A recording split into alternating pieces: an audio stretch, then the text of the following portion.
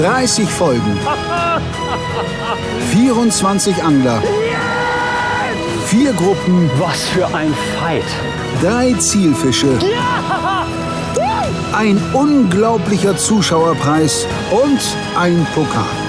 Der YouTube Predator Cup 2021 wird präsentiert von Finnwal, LMAB und Hecht und Barsch.de.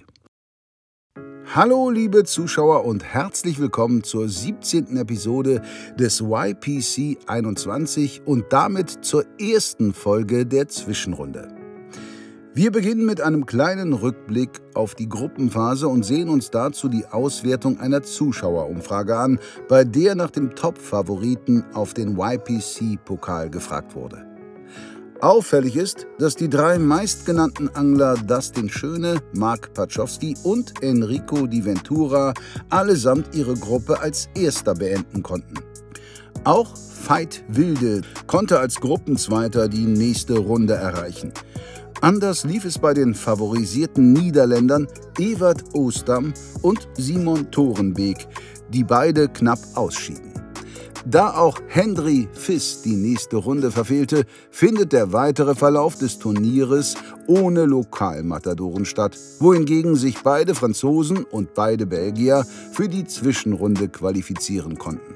Positiv überraschen konnten hingegen Landry Roussan, Patrick Marable, Daniel Andriani und Jan Pusch. Als Außenseiter gestartet, konnten sie in ihren Gruppen überzeugen und genug Punkte fürs Weiterkommen sammeln. Nun aber zur Gruppe 1 der Zwischenrunde. Jan Pusch und Mark Pachowski gewannen ihre Gruppen relativ souverän. Bei beiden funktionierte das Hechtfischen besonders gut. Der Gruppenzweite der Gruppe C, Daniel Andriani, konnte alle Fischarten in guten Größen fangen und fing zudem die meisten Fische aller Angler auf Topwater-Köder.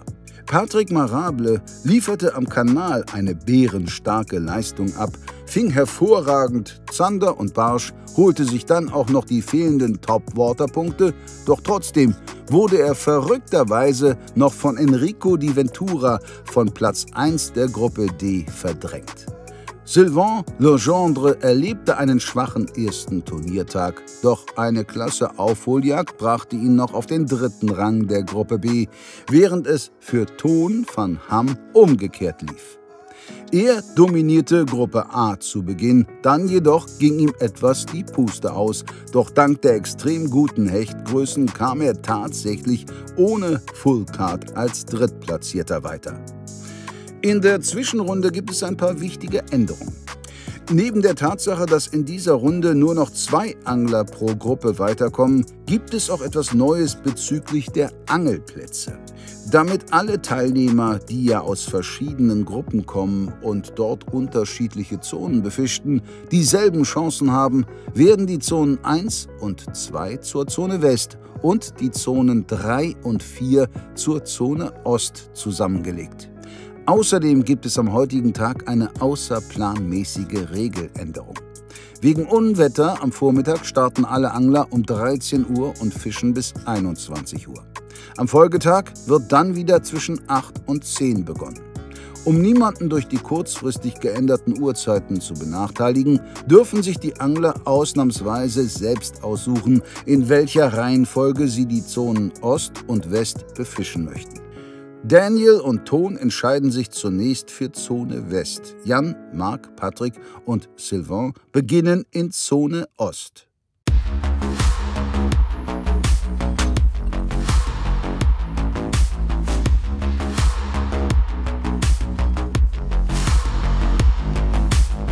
Willkommen zur ersten Episode des Viertelfinales, die erste Gruppe.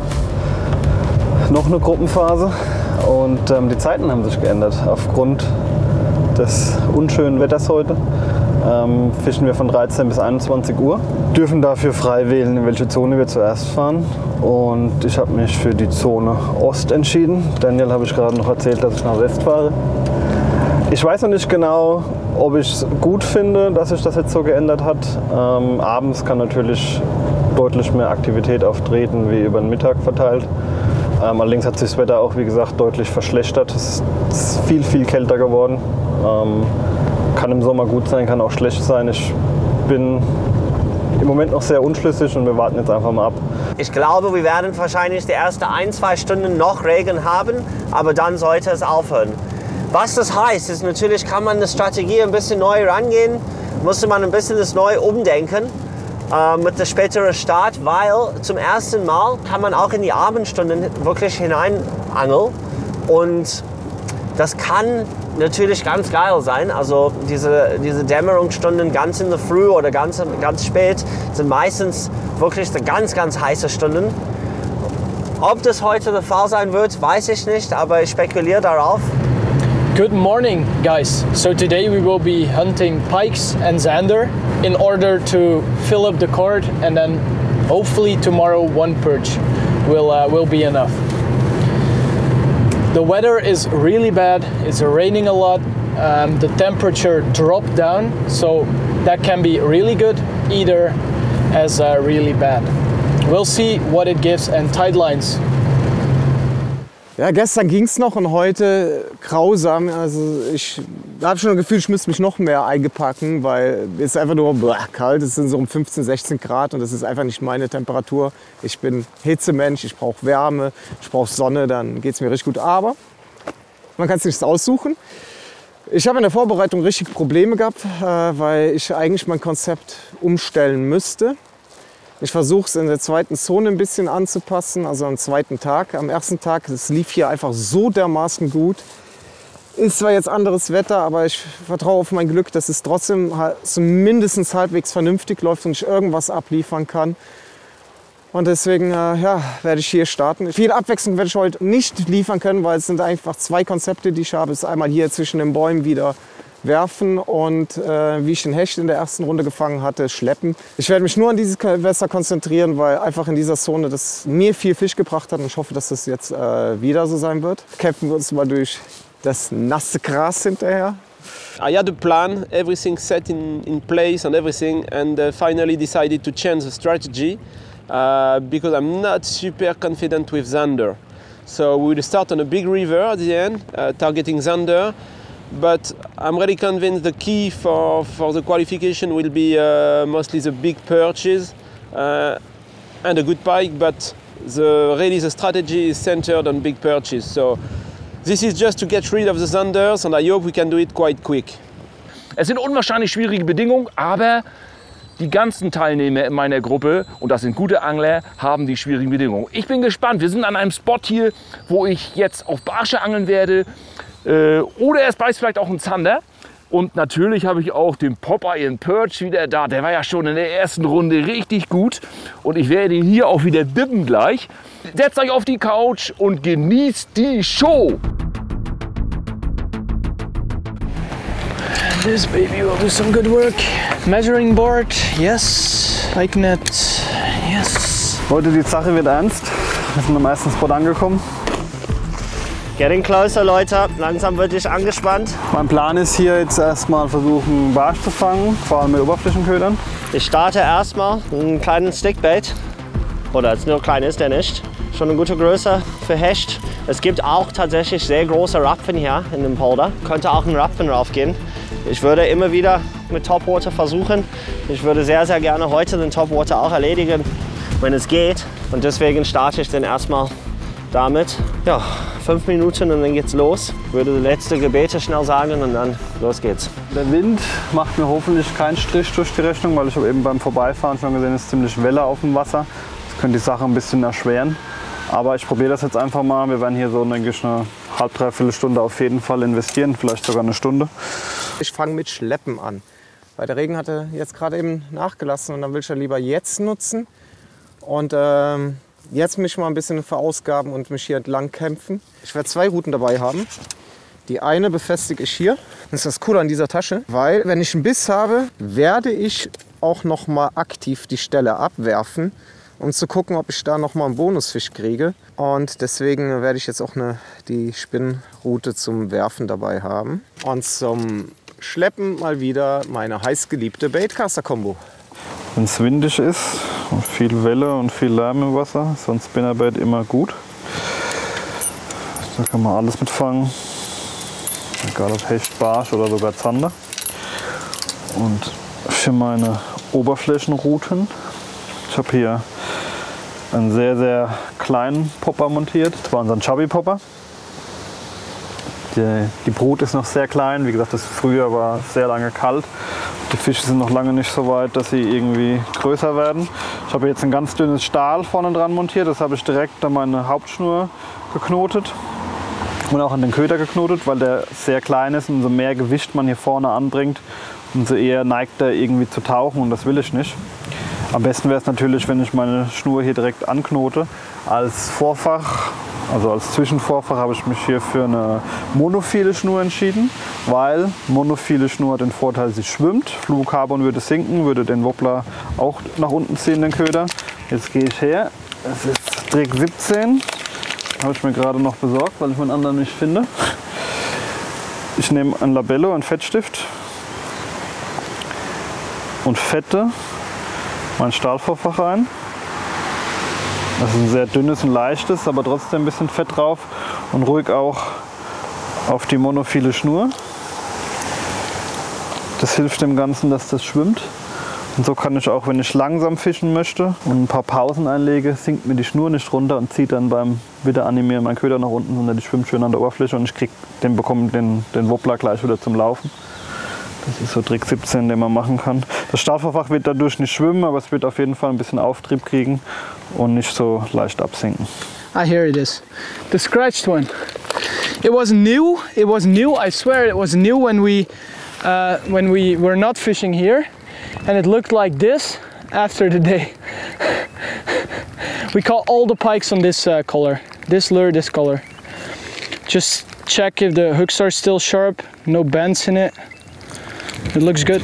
Ja, Leute, ey, 2 Minuten und dann geht's jetzt los mit der zweiten Runde. Das ist irre. Patrick weiß nicht, in welcher Zone er startet. West, fuck, wrong, east. Ich bin schon so durch den Wind. Wir sollten schreiben, in welcher Zone wir starten, ob in West oder Ost. Und ich habe schon die Himmelsrichtungen durcheinander gebracht. Und erst West und so, oh fuck, scheiße. Ich meine natürlich Ost. Nervosität ist da. Ist eine andere Nervosität als letztes Mal. Ein bisschen Schiss. Ich habe ehrlich Schiss. YPC, zweite Gruppenphase, geht jetzt los. Los geht's. Zeit ist Fisch. Ich gucke noch mal aufs Handy. Startzeit ist ja um 1 Uhr. Diesmal. Oh, es hat begonnen. Ab jetzt ist es ekelig, lieber Kameramann. Du darfst mitlaufen. So we start on the stones with the chatterbait.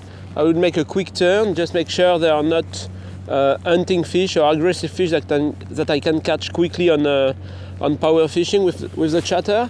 And then I will start spinning quite slowly with soft bait, just to try to take my thunder.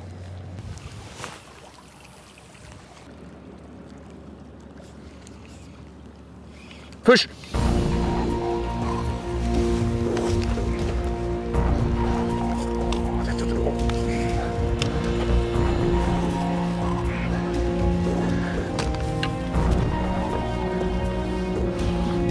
Ein Barsch, das ist ein Barsch, Leute. Der darf nicht abgehen. Der hat sich irgendwo verfangen jetzt hier. Ist irgendwo reingeschwommen. Scheiße. Ja, ist irgendwo reingeschwommen hier. Der war dran, der ist irgendwo hier reingegangen. Ich spüre nicht mehr. Das gibt's nicht, ey. Doch, kommt raus. Ist noch dran. Ist noch dran, Leute. Der ist noch dran. Das gibt's doch gar nicht. Muss das klappen? Das muss jetzt hier klappen. Oh, ist das spannend, Leute. Unglaublich. Schöner Barsch. Jawohl! Wir haben ihn! Wir haben ihn! Was für ein schöner Fisch. Ein schöner Barsch, der bringt mir richtig Punkte. Das gibt's doch gar nicht. Guckt euch den Barsch an hier! Ist das herrlich! Und der zählt mal 2! Also, der Spot scheint zu liefern! So, hier wollen wir gleich mal messen. So Leute, ich mache ein bisschen Wasser rauf. Nicht der Riesenbarsch, aber er bringt Punkte und das ist entscheidend. So, 39, das Ganze mal 2. Besser geht der Start doch nicht. Hammer! Oder der hat über 40. Guck's dir an, ist das Foto drauf? Der hat 41. Ist das Foto drauf? Wir machen 39 oder sowas, ist doch egal. Der schöne Fisch hier. Und Leute, es ist so herrlich. Guckt euch das mal an. Und er schwimmt zurück. Traumstart für Jan. Auf dem eingereichten Foto misst der Barsch beim genauen Hinsehen über 40,5 cm und bringt Jan damit die ersten 82 Punkte. Der Schweriner beginnt die Zwischenrunde dort, wo er die Gruppenphase beendet hat. Auf Platz 1. Ja, Zeit ist Fisch, sagt der Herr Pusch. Und legt direkt mal los mit einem 41er Barsch. Leute, das ist schon ordentlich. Also 82 Punkte direkt am Start. Da bleibt nur ein dickes Petri übrig, das ich ja jetzt auch mal direkt in die Gruppe gepostet habe. Und puh. Oh, Scheiße! Naja, da war zumindest mal ein Biss. Ja, der erste Fehlbiss war schon da. Die Welle macht es natürlich nicht leichter für die Barsche, das Ding richtig zu attackieren. Das war kein großer Fisch, aber er hätte auf jeden Fall die 22 gehabt. Dann hätten wir schon mal ein paar Barschpunkte und auf jeden Fall auch 20 extra Punkte gebracht. Aber er hängt nicht. Was will man machen? Das ist jetzt gerade noch einen ganz schönen Fisch als Nachläufer, der eben vorne aus dem Kraut gekommen ist. Ich weiß nicht so recht, warum sie nicht so richtig zupacken. Vielleicht liegt es am Wetter. Die Ausrede hätten wir gleich. Ich probiere jetzt mal ein bisschen rum mit verschiedenen Größen und vom Sound her. Also im Training hat er eigentlich am besten der Mokassin hier funktioniert, wo eben schon der eine richtig hochgekommen ist. Der hat ihn nicht attackiert, der ist nur kurz hoch zum Gucken. Der Mokassin hat nur Glaskugeln drin, der ist deutlich heller und aber leiser vom Sound wie der Bonnie. Und auch etwas kleiner, wie gesagt, die Brut ist auch noch sehr, sehr klein. Ich hoffe mal, dass ich jetzt noch einen bekomme. Es kann natürlich auch ein bisschen Zeitverschwendung sein, jetzt hier unbedingt einen Topwaterfisch fangen zu wollen, wo man sie vielleicht eine Etage tiefer kriegen würde. Aber ich probiere das jetzt auf jeden Fall noch ein bisschen. Also 20 Punkte können am Ende vielleicht wichtig sein. Achtung, liebe Zuschauer, jetzt solltet ihr genau hinsehen. Es wird kurios.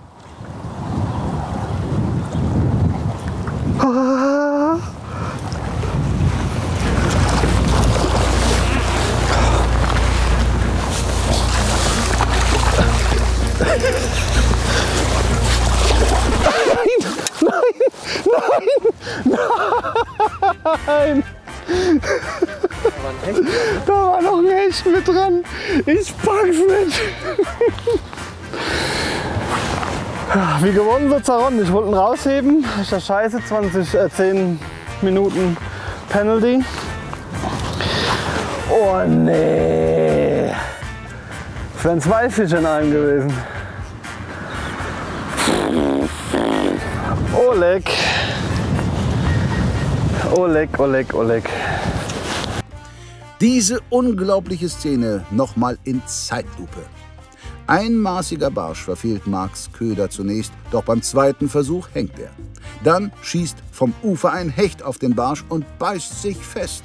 Mark versucht zu keschern, der Hecht lässt seine Beute los und dann geht zusätzlich der Barsch vom Haken ab. Ein Topwater-Wertungsbarsch vom Hecht gestohlen. Na, das kann ja heiter werden. Der einzige Trost für Mark: Es hätte neben den 20 Topwater-Punkten und den Punkten für den Barsch keine zusätzlichen Zähler für den Hecht gegeben, da dieser ja mutmaßlich nicht am Haken hing und damit nicht mit Kunstködern gefangen worden wäre. Was für eine Szene! Wahnsinn! Sicherlich werfe ich beim Angeln auch lieber als Schleppen, weil macht mir ja Spaß. Aber hier geht es um die Effektivität. Das Schleppen ermöglicht mir, eine wirklich große Gewässerstrecke abzulatschen und die aktiven Fische bewusst zu suchen. Und hier geht es halt einfach darum, fangen, fangen, fangen, damit man überhaupt eine Chance hat, weiterzukommen. Und klar, wäre ich jetzt am Fluss an der Buhne unterwegs, würde ich werfen, weil man da seine Hotspots hat. Aber ein Kanal, ein Hotspot, ja, hier und da findet man mal welche. Aber im Meistens geht es ja doch eher darum, die Fische zu finden, also suchen. Und das funktioniert am besten mit der Schleppmethode. Daher werde ich auch so viel heute schleppen, weil mir bleibt echt nichts anderes übrig. Der Echt hat mir meinen Barsch geklaut. Jetzt bin ich ein bisschen neben dem Spinnerbait noch auf Hecht am Werfen, aber der hat Lunte gerochen. Aber den Barsch wollte er mir noch klauen. Drecksack. Cazzo, sagen die Italiener. Scheiße.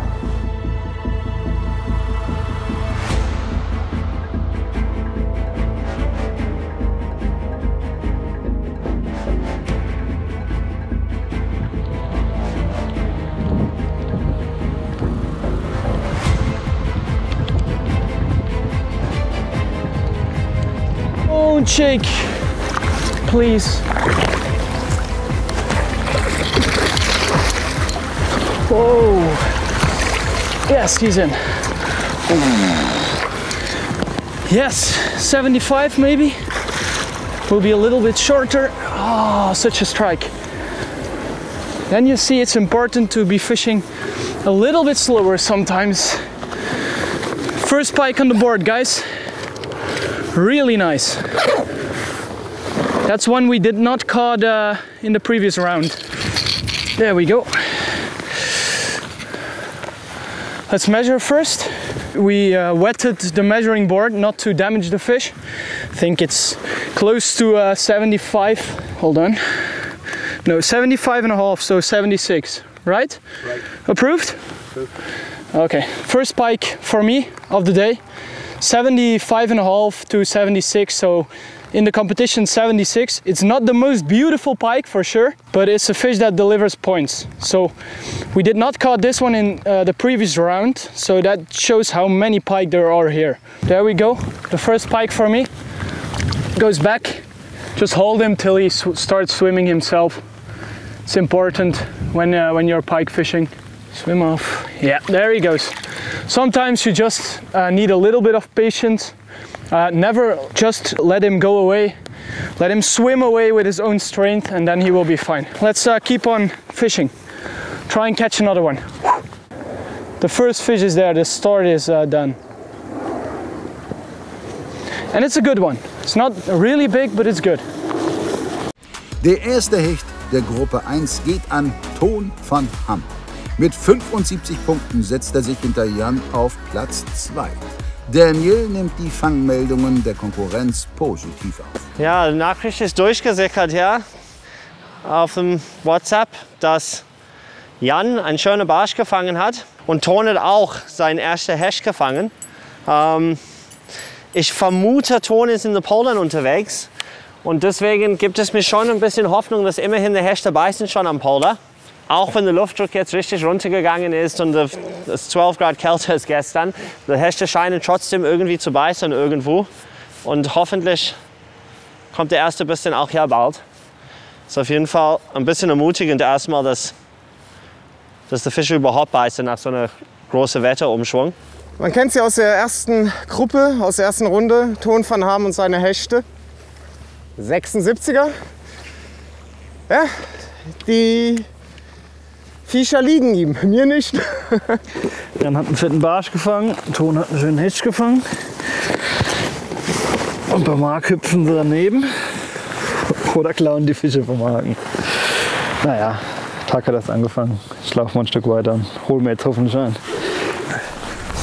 So it's low tide, not a lot of water, a bit of current, so I start fishing pretty light, like 8 grams on a 11 centimeter slick shad. So this is just because we don't fish the main current, we fish in the big turbulences in between the two rocky points. So you don't need to be that heavy. So for pike fishing, I like to use my W8 Power Strike, 2 meters 40 up to 80 gram casting weight. Why do I choose this rod? It's a little longer, and when you have bushes and vegetation here, you can fish behind it. With a shorter rod, that would be really difficult. And then as braid, I'm using a 22 LB braided line, which is quite heavy, but with these pikes in a competition, you want to land them as quick as possible. As you saw, the pike that I caught was jumping a few times. That's what you actually want to avoid, because that's when you lose them.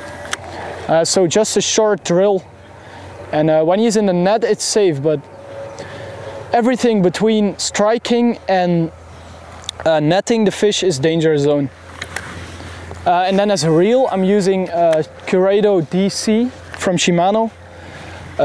It's a really light reel, so it's actually just fun to cast with, and it's casting really smooth. So that's it for my pike setup.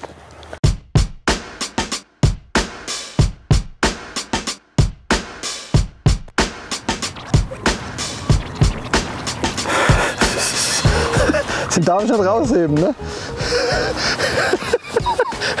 Den muss ich leider keschern, so. Damit ist er gekeschert, okay? Ich habe meinen ersten Fisch gefangen. Da will ich eigentlich gar nicht anfassen, den Kollege, so klein wie der ist. So, also der Barsch ist definitiv kleiner wie mein Köder. Oh, einmal durch die Masche auf den Stein. Da ist er. Tja, was sage ich jetzt dazu? Am besten nix. Oh, was ein Scheiß. Natürlich hängt er jetzt auch noch hier drin. Gut, erster Fisch ist gelandet, nur an der Größe müssen wir dringend arbeiten. Oh Mann. Just change from a lemon tiger to a more natural color, more dark. I like to try opposites. So that's normally what I do before to switch the jig head. So I have fished the, well, let's say the shallow part with less current. Now we'll change the jig head to a heavier one, and I will fish the rest of the spot. So more deep, more current. So this way, with only 2 jig heads and 2 color patterns, I can cover most of my zone before to move to the next one.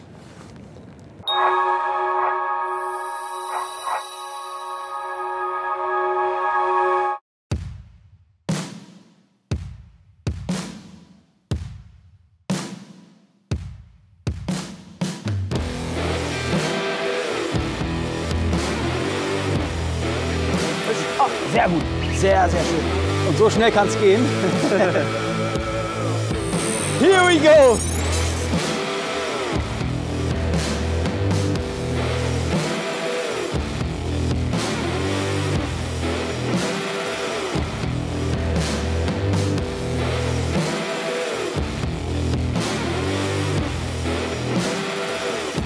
Super geil. Dann haben wir schon 2. Ja, Mann, fehlt nur noch der Barsch. Und da ist das Triple! Wie geil ist das? Yes! Nice. Mission completed, oder? Mission complete. Den größten Unterschied machen häufig die kleinsten Dinge. Deshalb war es mir sehr wichtig, bei LMRB eine große, umfangreiche und qualitativ hochwertige Terminal Tackle Range zu kreieren. Tungstengewichte aller Art, Kleinteile wie Snaps, Wirbel oder Sprengringe und Finesse-Zubehör sind ab sofort für dich im Handel erhältlich.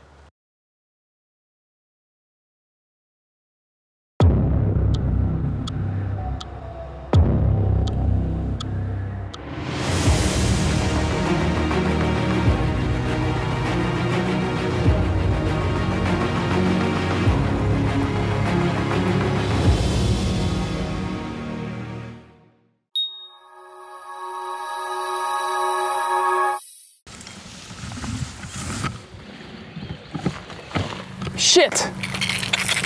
Part of the game, but that hurts. Shit! We might come back here quickly later on. Ah, it's such a good strike. It was not big, but it was good size, so it's part of the game. It's part of fishing. But it's painful in a competition, of course. Ah, it was a good strike. Strange that he came off, actually. Ja, also war nicht der Traumstart, den ich erhofft habe und auch geträumt habe. Ich mache jetzt noch ein paar Würfe jetzt an dem Weg zurück. Und ansonsten, ich habe einen Spot, die ganz nah ist, die ich probieren würde. Das ist quasi das gleiche Polder-System. Und dann fahren wir ungefähr eine halbe Stunde zu den nächsten Poldern. Und hoffentlich eine der Poldern wird funktionieren. Mein Plan ist ungefähr die Hälfte des Tages damit zu verbringen, Maximum. Weil ich würde sehr gerne dann die zweite Hälfte des Tages, quasi die Abendstunden, auf Teti angeln. In der Hoffnung, dass vielleicht die Tetis ein bisschen aktiver sind heute Abend. Wie der Luftdruckunterschied und Wetterunterschied und so bei den Tandern ausspielen, weiß ich noch nicht natürlich. Aber ja, so sieht mein Plan aus. Und deswegen, ich will noch nicht paniken. Es gibt immer noch genug Zeit. Ich glaube, ich habe vielleicht ein bisschen mehr als eine Stunde bis jetzt verbraucht. Und solange diese Fische irgendwann kommen, also bleibe erstmal ein bisschen ruhig. Now we'll change quickly to a spinnerbait. Sometimes that can trigger the fish to take again. So we'll see. It's quick few casts and then we'll move on because sometimes they take again.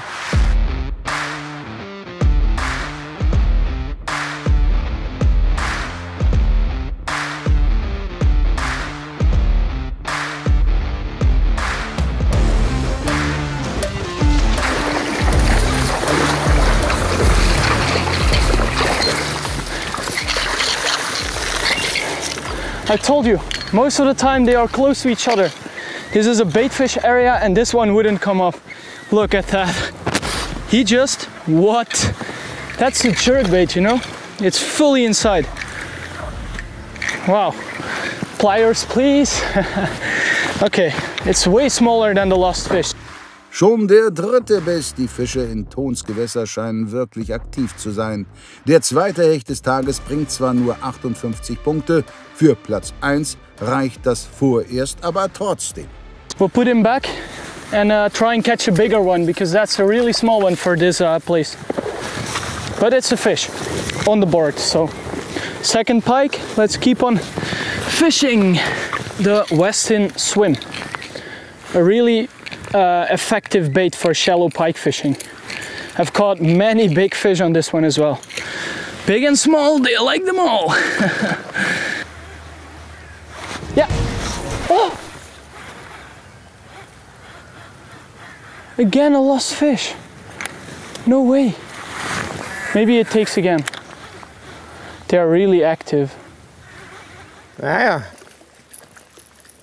es ist ein Fisch. Es ist ein Barsch. Ich kann mir beim besten Willen nicht vorstellen, dass er 22 hat, aber es kann auf alles ankommen. Er hat ihn gesnackt wie ein großer. Mit großem Hunger, würde ich mal sagen. Und wie ich gesagt habe, das 20,5. Süßes kleines Fischchen, aber darf sofort zurück. Nichtsdestotrotz, wenn da Barsche stehen, mache ich gerade mal 1, 2 Würfe mit der Spinne, mit Gummi. Weil man weiß ja nie. Aber wäre ja auch schön, wenn das ein gutes Omen ist, weil letzte Woche, am ersten Tag, der erste Fisch war ein untermaßiger Barsch. Der war sogar noch ein bisschen kleiner. Also fangen wir jetzt langsam an, abergläubisch zu werden. Ja, Leute, ich habe einen Barsch gefangen, einen Biss noch gehabt und jetzt versuche ich diesen Crank hier von Spro. Der geht richtig über die Steine und hier haben wir ja sehr viele Steine, wo sich die Barsche aufhalten. Und das ist immer eine gute Methode, weil er sehr aggressiv läuft. Er setzt auf, man hat eigentlich damit keine Hänger. Und ja, dann probiere ich gleich mal. Und vielleicht kann ich damit die Barsche aus der Reserve locken.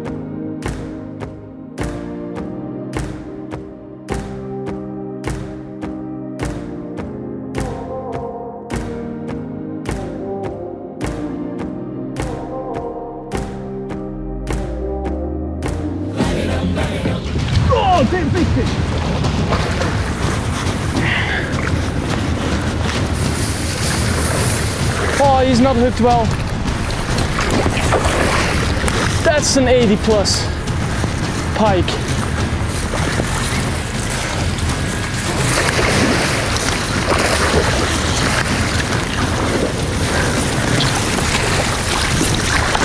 Heck yeah!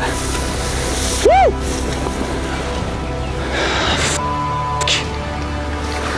So close to losing this fish. What a strike! Oh! Yes, yes, yes, yes, yes. Oh! That's 86.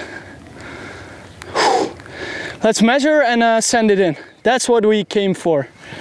Woo! Yeah, it's the big one. It's the big one. It's the other big one, the 89. So 90, right? Woohoo! Yes! That's what we came for, guys. That's exactly what we came for. A big mama. We did not caught this one in the first round. This is the other big fish because the other one has a really rare pattern.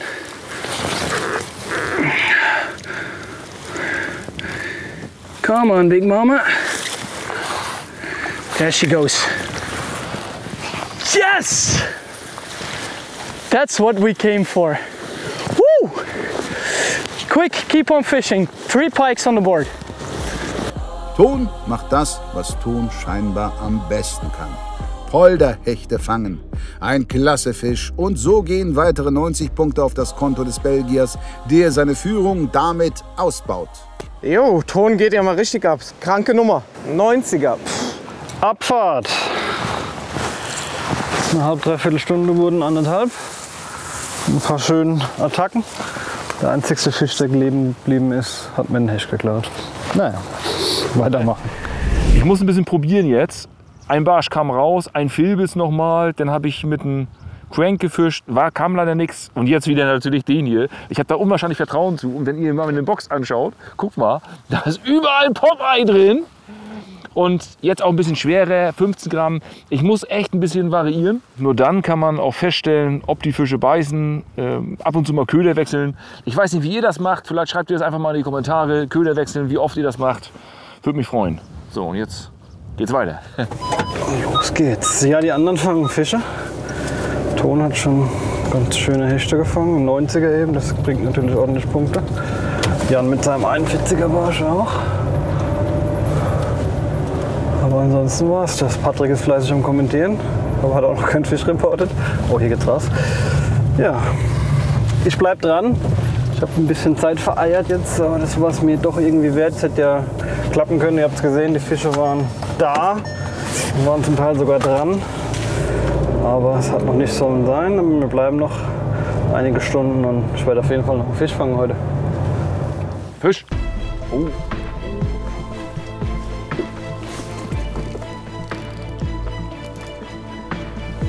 Barsch. Oh Mist, verdammt. Mit dem Köcher nicht ran.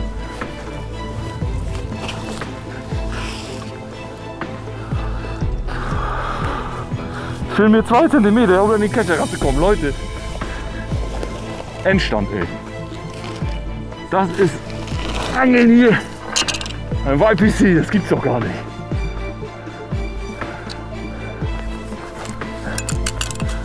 Auch so lang. Oh. Ja, wir haben ihn! Da ist er! Was ist das hier? Das gibt's doch nicht! Und wieder so ein klasse Barsch hier! Ich dreh durch! Wahnsinn! Wahnsinn! Direkt von den Füßen gebissen. Und ich hatte vorher schon so einen ganz leichten Kontakt. Ich denke, na, ist das jetzt ein Fisch oder war das keiner? Und beim nächsten Wurf hat er ihn voll genommen, den Köder. Nummer 2! So. Aber mal schauen, wie lang der ist. Ja. Und jetzt lassen wir den schönen Barsch wieder schwimmen. Nummer 2 für heute. Und einfach nur geil. 74 Punkte für Jan, der auf jeden Fall jetzt schon viel besser Barsche fängt als in der ersten Gruppenphase. Mal sehen, wann jemand die Two-Man-Show von Ton und Jan mit einem Fisch unterbrechen kann. Jan caught another perch, so he has a perch of 41 and 37. So that's also a good start for Jan.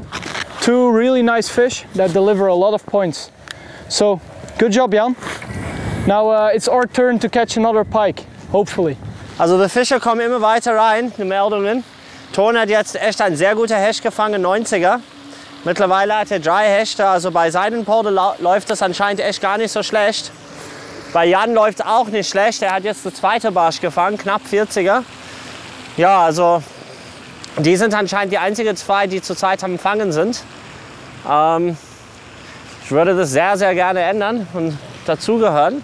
Kann man nichts machen, man muss einfach weiter werfen. Genau das mache ich. Spekulieren, dass der Fisch beißt gleich drauf.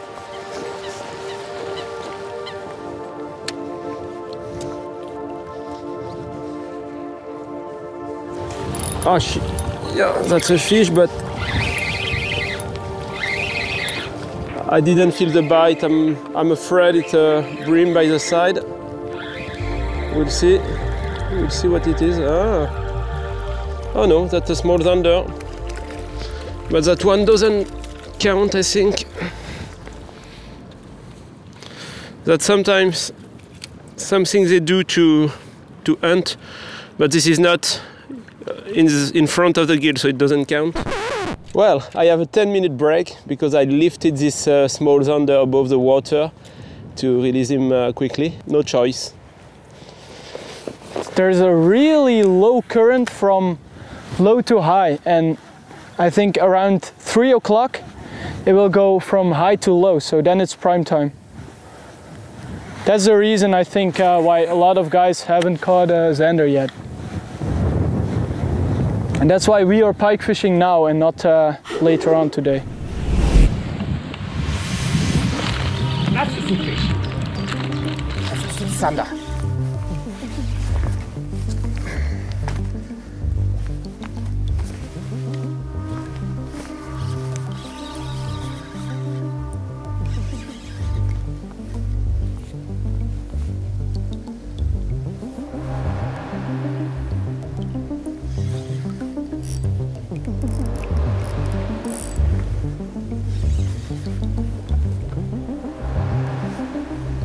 Ist kein Riese, aber an der leichten Route ist ein 50 plus schon ein gewaltiger Fisch.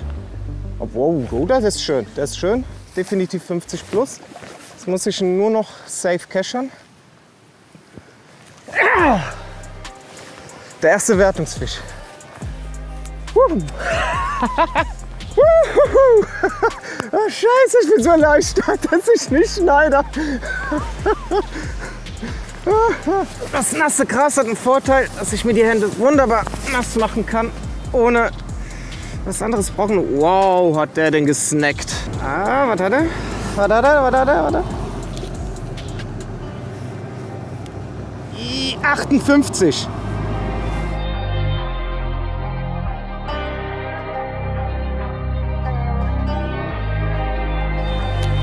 Schau, mein Kleiner.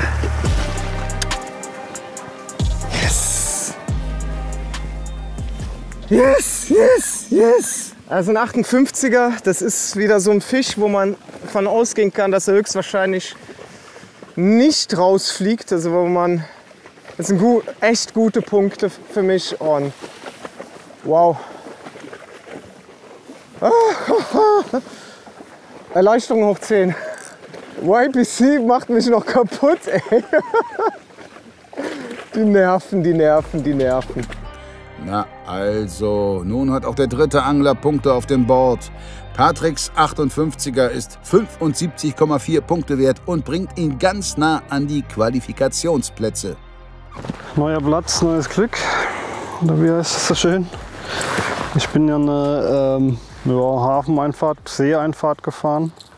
Hier an dem Fluss. Wir sind jetzt ein ganzes Stück gefahren. Ich muss jetzt hier einmal nachfetten. Und erhoffe mir hier auf jeden Fall ein Zander.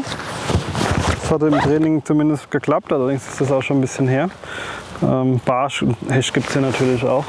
Ich werde jetzt wieder starten mit einem Oberflächenköder, einfach um systematisch von oben nach unten die Wassersäule durchzufischen. Das hatte ich letztes Jahr schon mal erklärt, dass man, wenn man an so einem Platz ankommt, möglichst oben anfängt zu angeln, um die Fische nicht zu unterangeln. Denn ein Fisch kann ganz gut wahrnehmen, was er so über sich hat oder so um sich rum. Allerdings nur ganz schwer, was er unter sich hat, um halt nicht zu verschrecken. Gehe ich von oben nach unten durch. Starten werde ich wieder mit dem Water Moccasin. Da kamen ja heute Morgen oder heute Mittag, wir sind ja mittags gestartet, direkt die Bisse drauf. Weil das ein sehr dünnes und leichtes Stahlvorfach ist, schwimmt sogar das Stahlvorfach durch das Einfitten. Also das hilft wirklich. Jetzt schauen wir mal, dass wir einen Fisch kriegen. So, das ist die Ende meiner ersten Polder. Knapp 2 Stunden investiert. Leider für nichts. Nicht mal ein Biss ist mir gegönnt. Ich würde weiter mit dem Polderplan trotzdem ein bisschen bleiben. Mein Endziel, also mein Zanderziel ist sowieso, gibt es ein paar Polder, die liegen auf dem Weg. Und die ist es Plan B und Plan C hat, falls Plan A nicht funktioniert. In dem Fall hat Plan A nicht funktioniert. Das heißt, wir müssen jetzt zum Plan B. Und Plan C ist auch ganz in der Nähe von Plan B immerhin. Aber jetzt müssen wir ungefähr eine halbe Stunde fahren. Wir fahren aber in die richtige Richtung. Also, wir sind jetzt ungefähr 1 Stunde 20 von meiner Zanderstelle und auf dem Weg liegen ein paar Poldern. Und die würden wir jetzt zwangsläufig abklappen müssen.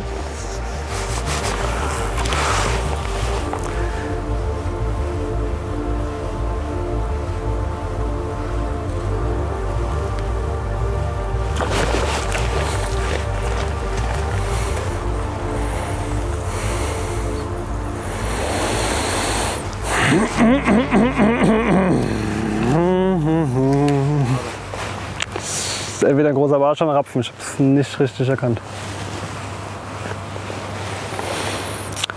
Ja, es geht gerade so weiter. Nee. Oh Mann. Ja Leute, da war noch eine Fehlattacke. Was auch sonst. Ich weiß nicht, ich habe nur rötliche Flossen gesehen. Es kann entweder war es ein Rapfen oder wenn es ein Barsch war, war es ein Riesenbarsch. Vielleicht sieht man es auf den Videoaufnahmen am Ende ein bisschen besser. Im Moment kann ich nur mutmaßen. Machen wir ein paar kurze Worte zu den Ködern, die ich hier so benutze zum Oberflächenangeln. Im Prinzip unterscheidet man 2 Arten von Oberflächenködern. Es gibt da noch ein paar mehr, aber wir konzentrieren uns jetzt einfach mal auf die schwimmenden Varianten. Angeln tue ich hier mit dem Water Moccasin, der hat im Training die meisten Kontakte gebracht und jetzt auch heute eigentlich der Köder, der ziemlich viele oder alle Kontakte bringt. Dann gibt es, das ist so ein genannter Stickbait. Dazu gehört auch der Bonnie, mit dem ich letztes Jahr die großen Fische gefangen habe.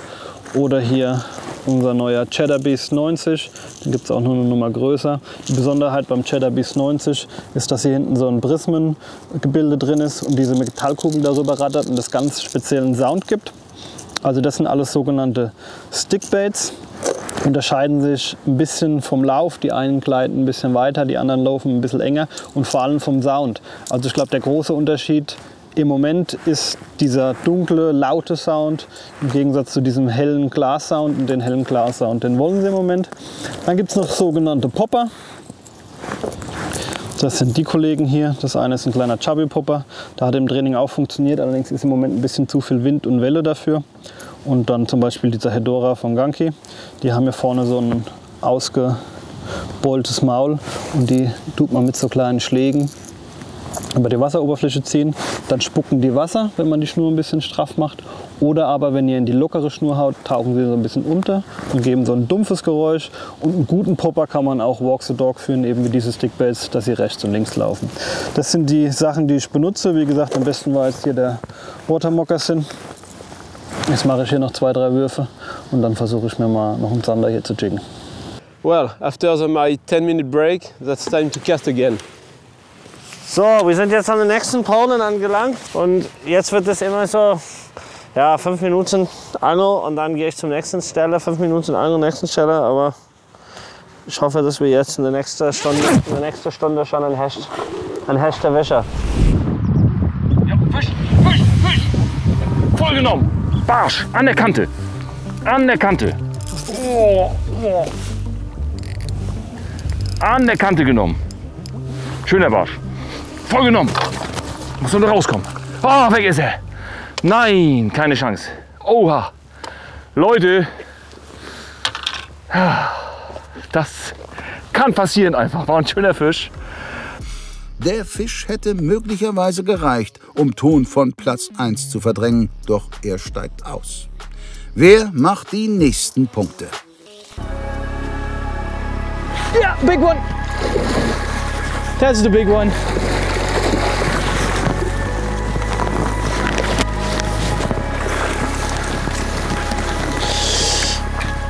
Please don't come off.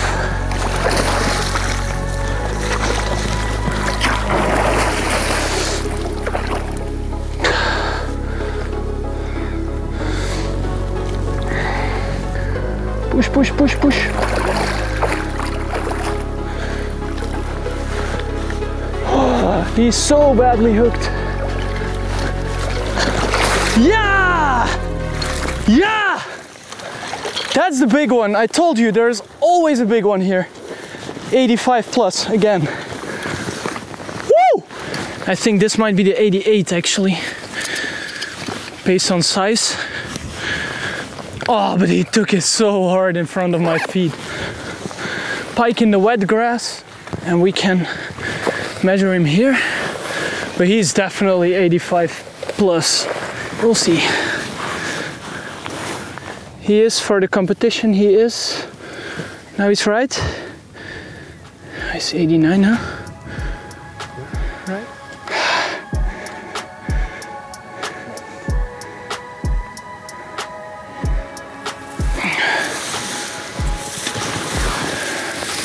Pike of 89 centimeters.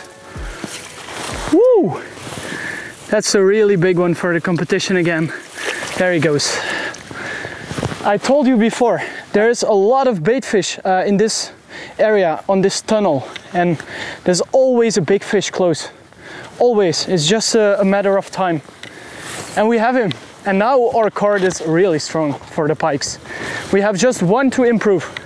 Ton hat die Hechte bereits voll, doch trotz seiner deutlichen Führung möchte er den Spot noch nicht wechseln. Den kleinsten Hecht möchte er gerne noch durch einen besseren austauschen. Na, wer fängt? Ton schon wieder. 89er Hecht, ey. Die Maschine, ey. Der und seine Hecht, das ist einfach nur krank. Boah, sorry. Erster Biss. Nach kurzer Zeit, ja. Immerhin.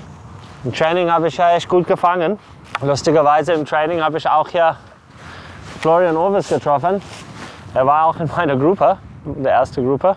Und deswegen, weil ich ihn hier getroffen habe, bin ich in der ersten Gruppenphase nicht hier hingekommen. Ich wollte nicht, dass man aufeinander läuft während der Gruppenphase. Letzter Wurf. Man braucht da nicht zu lange aufzuhalten.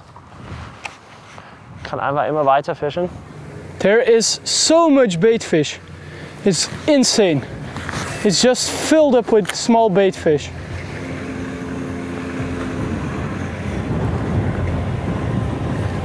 Yeah.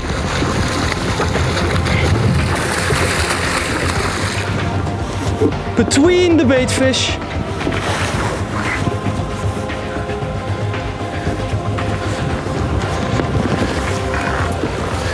Again, a big fish. Just going to jump in. Okay. Oh, it's deep.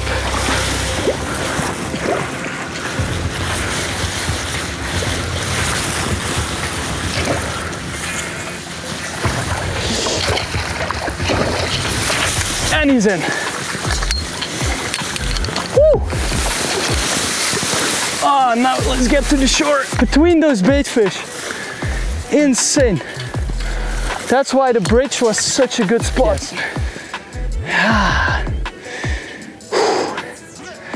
Yes, yes, yes. It's fat.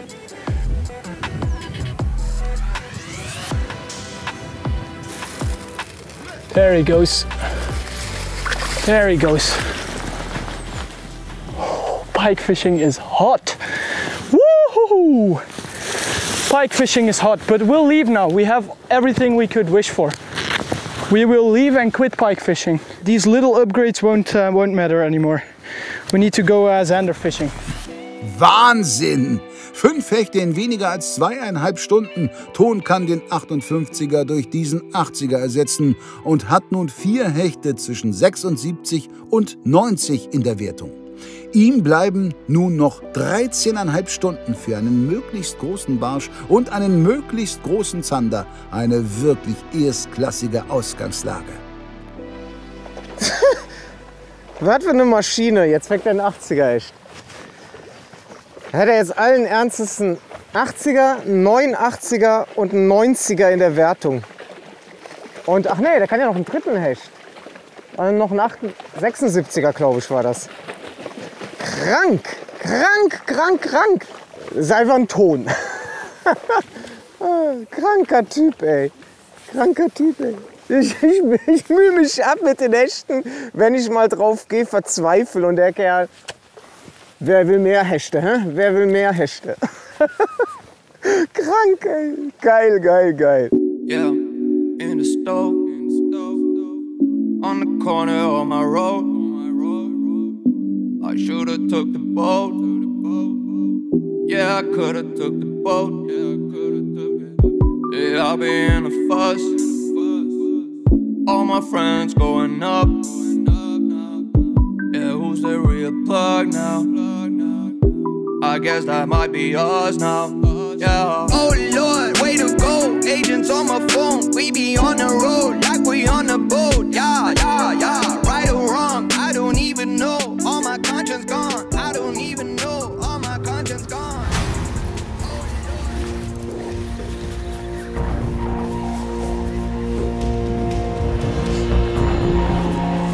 Jetzt hängt natürlich die Luft drauf. Den Biss habe ich fast nicht gespürt. Ist nichts groß. Oh, ein schöner Barsch.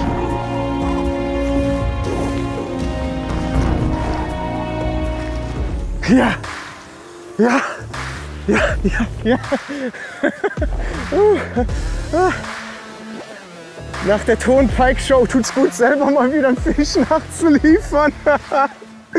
Mann, Mann, Mann, der Junge, der schockt mich, ey. So ein kleines Kerlchen. Ich glaube, wie alt ist der? Anfang 20? Ich weiß nicht genau. Ist ein echt junger Kerl.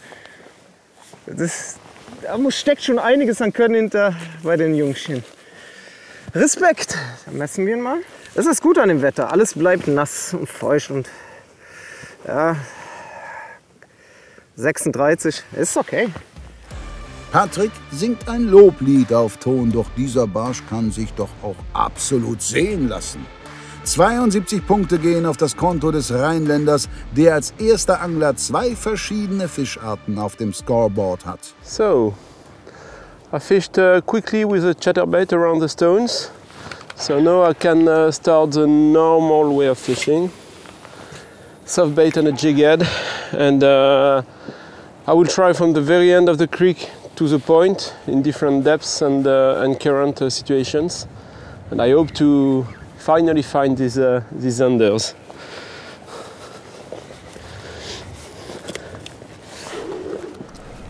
It's 14 minutes to drive, and we will be fishing for 4.5 hours for Zander. So in the good hours, because it's late on the day due to rain. We had to fish between 13 and 21 hours. So it's better for Zander, and it's worse for perch, I think. But we will go for Zander. We'll see. Wir sind jetzt an meinem nächsten Polder-Spot. Hier habe ich eigentlich am meisten Vertrauen, dass jetzt was geht. Also auf der kurzen Strecke im Training habe ich auch am meisten Bisse gehabt. Ja, und jetzt natürlich hoffe ich sehr, sehr stark, dass einer auch kommt. Man sieht auch Fische an der Oberfläche, also Friedfische, kleine Beutefische. Das ist eigentlich ein sehr gutes Zeichen.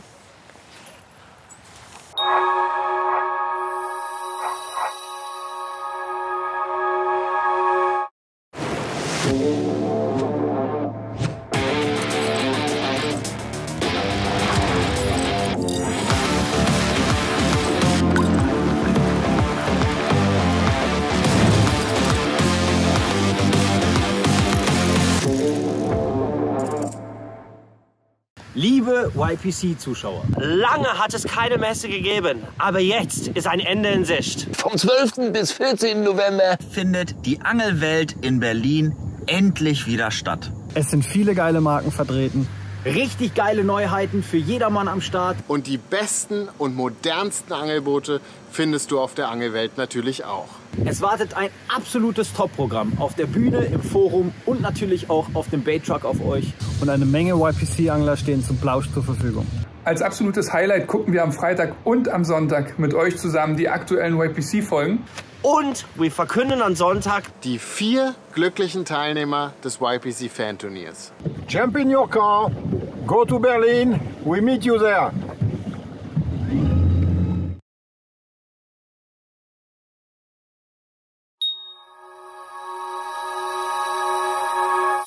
Nachdem ich jetzt an der Oberfläche das ganze Ding abgeangelt habe und wie ihr gesehen habt sogar eine Attacke gehabt hatte, gehe ich jetzt eine Etage tiefer mit dem Squeal, mit dem Twitchbait. Oh, ich hänge jetzt einmal hier vorne den Stein. Und nachdem ich den jetzt hoffentlich gleich gerettet habe und noch ein paar Würfe gemacht habe, gehe ich dann ganz auf den Boden und versuche mir einen Zander zu jiggen. Aber jetzt schauen wir erstmal, dass wir den hier kriegen.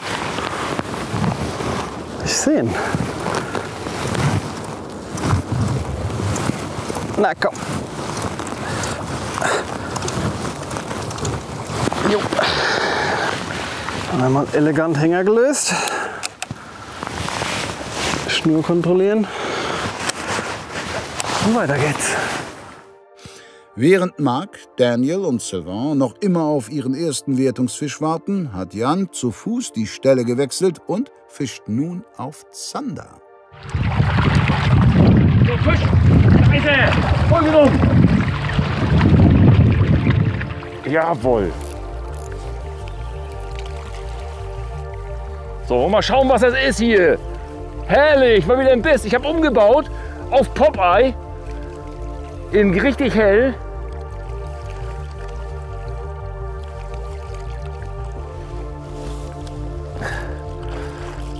Zander. Oh nein!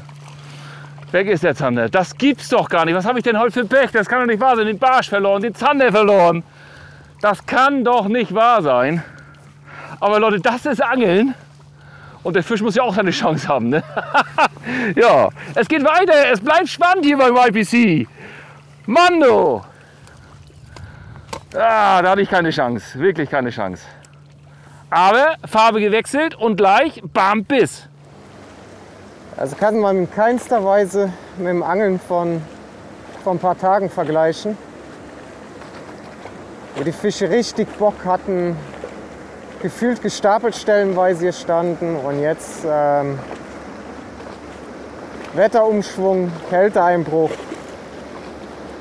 keine Sonne. Vielleicht mache ich aber auch einfach nur irgendwas falsch. Vielleicht stehen die auch wirklich weit in der Mitte und man wird dort besser fangen. Aber wann immer ich es probiert habe, war es immer sehr zäh, Fische zu finden, noch zäher als jetzt, wenn man in die Mitte wirft. Und dann kannst du theoretisch für eine Strecke von 200 Metern 5 Stunden brauchen, bis du das alles abgefischt hast. Und das ist mir einfach zu lang. Ich muss mich halt darauf verlassen, beißwillige Fische entlang der Uferlinie zu finden, wo ich halt gut Strecke werfen kann. Weil so kann ich immer nur den Bereich abfischen. Ich habe das Gefühl, das macht mehr Sinn, meiner Erfahrung nach. Aber auch ich bin nicht allwissend. Und wer weiß, vielleicht mache ich hier gerade einen riesen Fehler. We arrived at the Zander spot. It looks pretty good. The color is a little bit more dark. That's because of the rain last night. So I can't wait to start fishing. Let's try and catch a Zander. Guys, I'm in trouble because I don't know if it's a matter of tide or a matter of angler, but I don't manage to catch the Zanders. So I've been here once at a different tide level and got easily some, but now that's a different story. And I don't get a single bite. So I think we'll need to change the strategy. Whether we go straight to the perches, but tomorrow everything will be still to do in terms of pike and zander, or we try some other zander spots, but I'm afraid we lose time. So For the moment, I think we'll go to the perch spot for very few bites, but big ones.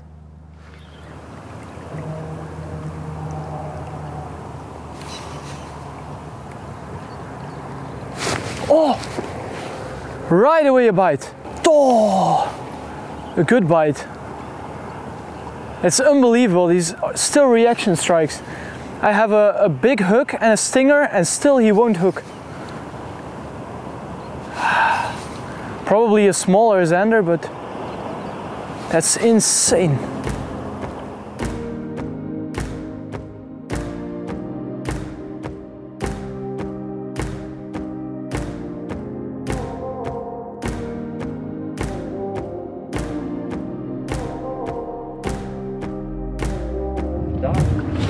Jawohl, Fisch, hier! Bam! Das gibt's doch gar nicht, da ist der nächste! Bisschen größer auf Popeye, jetzt muss der Bus rauskommen, Leute. Drückt die Daumen, dass der rauskommt! Boah!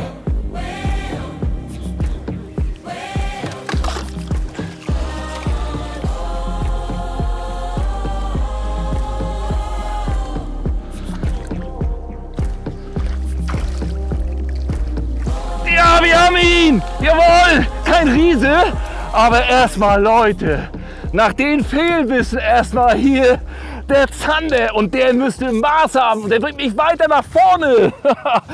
Kleiner Zander, ja gut, aber Leute, egal. Ich freue mich auch über den, der hat vielleicht gerade am Maß, aber Fisch ist Fisch und das sind wertvolle Punkte nachher. Deswegen. So. 53 Zentimeter. Weg ist der Fisch. Ist das herrlich. Es geht weiter. Bleibt dran hier beim YPC und drückt mir die Daumen. Bei Jan läuft's, auch wenn er schon 2 Aussteiger beklagen musste. Sein Plan, einen Zander zu fangen, geht trotzdem sehr schnell auf. Und so hat er auch bereits 2 verschiedene Fischarten in der Wertung. 53 Zentimeter bringen 68,9 Punkte. Und Jan baut seinen Vorsprung auf Platz 3 aus. Wir haben Push und Ton, legen los wie die Feuerwehr. Ich versuche im Windschatten noch einigermaßen mitzuhalten. Und ja. Ja. Ist halt hart, ist halt hart, ist halt hart. Dann steckt mal, wenn ihr am Push heute Barsch Zander macht, dann wird er morgen Hecht abgehen. Ja, es wird heftig. Just had a look at the result when walking back to the car. There is Magic Toon Van Arm, the polder maniac, with 4 pikes, very good ones. So he definitely gets something. And then nothing impressive. Patrick should be at the canal, got zander and perch, but not big. And the third one catching is Jan, a few perches, but nothing really over 40. So I think Daniel and Mark are in the same position as me with 0. So it's nothing really damageable for the moment. But we stick to the strategy. We keep pike for tomorrow, and we will try to get those few bites of big perch. Gleich Halbzeit. Wenn jetzt noch 2 Fische hinzukommen, wäre es nice. Aber ganz ehrlich, bis auf Hecht erwarte ich heute von mir, damit ich wirklich zufrieden bin, mindestens die 5 Fische, um die Scorecard bis auf den fehlenden Hecht voll zu machen. Ich habe keine Lust, morgen mir noch Sorgen drüber machen zu müssen, dass ich noch Zander fangen muss. Barsch könnte ich noch mit leben, obwohl mit beiden könnte ich notfalls leben, aber glücklich wäre ich definitiv nicht. Hast du das gesehen gerade? Ungefähr da hat es richtig geklatscht. Hab ganz klar einen Hecht rauben sehen. Das ist Wahnsinn, dass die wollen einfach bei mir gar nicht, die werden gar nicht auf meinen Köder. Egal ob unter der Oberfläche mit so einer Spinnerbait oder jetzt an der Oberfläche mit so einer Frosch. Die reagieren gar nicht, aber die Hechte sind da natürlich. We moved to a perch place, where I hope to catch a few good perches. So still on our first day strategy, not good fish, but if possible, catch something that counts at the end. So we are here for, well, a couple of big perches would be ideal. So I'm fishing with a spinnerbait, trying to cast it as far as possible in the weeds and with slow retrieve. And it has worked for perch at the training, so there is no reason we can't catch one today. I usually never ever use a spinning rod with a spinnerbait because it's most of the time short distance, accurate cast and well, quick fishing. But now I need to use a spinning rod just to cast and get the extra meters that can make the difference. Da ist so ein, ja, unter Wasser so ein Berg, könnt ihr euch vorstellen.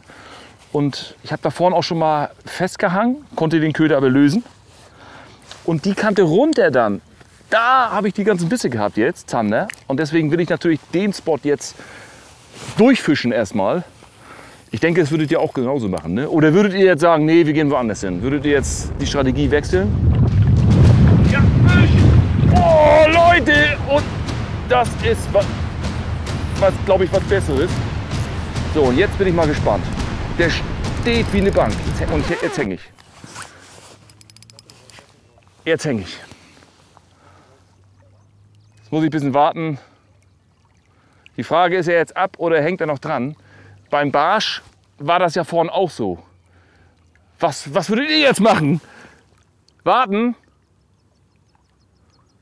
Ich merke gar nichts. Vielleicht ein bisschen lösen.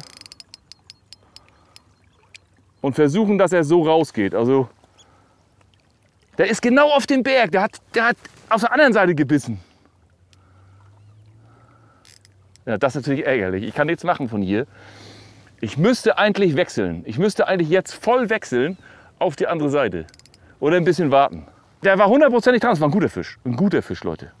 Und das ist jetzt natürlich blöd, weil der ist irgendwie in diese Muschelbank reingeschwommen. Und ich kriege ihn da nicht raus. Das gibt's doch gar nicht, oder was? Das kann doch nicht wahr sein. Aber die Fische beißen und das ist doch entscheidend. Und ich hoffe, ihr habt auch ein bisschen Unterhaltung da und ein paar Popcorn dabei.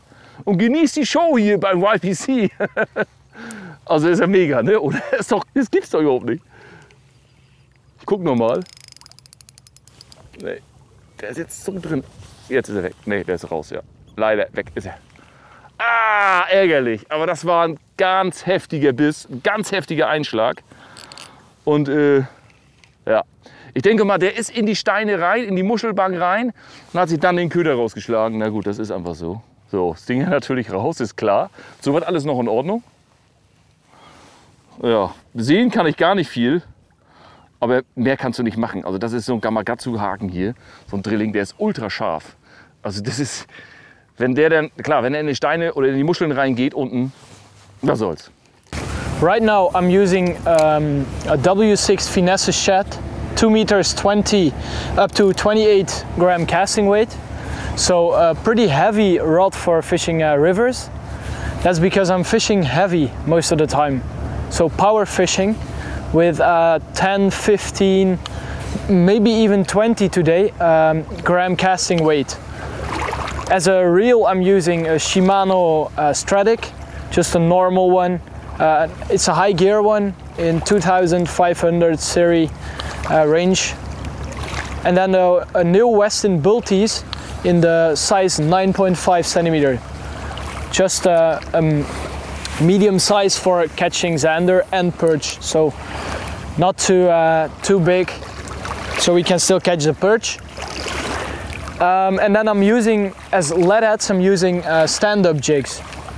It's just my style of fishing, and I feel like you can fish them tighter in current, so they stay better in the same position. That's why I'm using them. Und jetzt kommt das Ding ran. Cheboraschka mit den Zwillingshaken, mit Schaum drauf, 16 Gramm. Man hat dadurch deutlich weniger Hänger. Ne? Aber wenn der Fisch beißt, der Zander beißt, dann drückt er das hier runter und hängt dann am Zwillingshaken. Ziemlich safe, um einfach diesen Berg noch mal intensiver abzufischen. Weil mit dem anderen System habe ich einfach zu viele Hänger, ne? Mit dem Stinger. Das Risiko ist einfach zu groß und hier sollte es eigentlich besser klappen. Ja, ich kann noch ein bisschen schmieren drauf mit dieser Paste. Das ist der Axe-Effekt.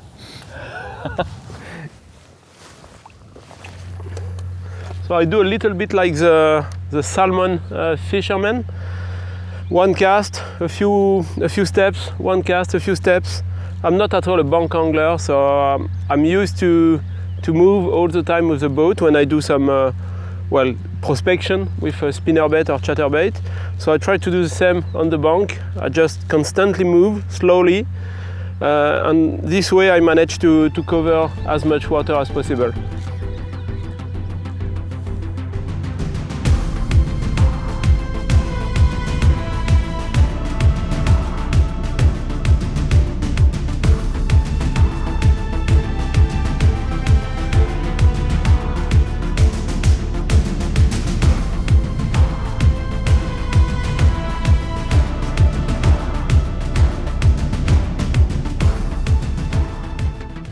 Keine Ahnung, ob da ein Fisch ist. Jo, ist ein Fisch.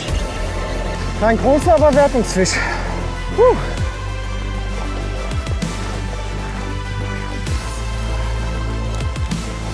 Ist wirklich kein großer, aber es sind unfassbar wertvolle Punkte jetzt.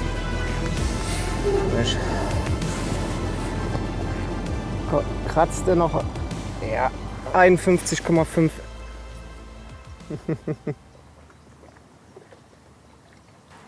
Danke dir. Patrick lässt sich nicht abschütteln. Sein dritter Fisch des Tages bringt ihn auf 215 Punkte und er bleibt Jan auf den Fersen. Mit diesem Zander beenden wir die erste Folge der Gruppe 1 in der Zwischenrunde, in der es für 3 Angler wirklich sehr gut und für 3 andere bisher noch überhaupt nicht lief. Wie es weitergeht, seht ihr am kommenden Sonntag. Schenkt uns ein Like, gerne auch einen Kommentar und vergesst nicht, den Kanal zu abonnieren, falls ihr das nicht längst gemacht habt. Ciao!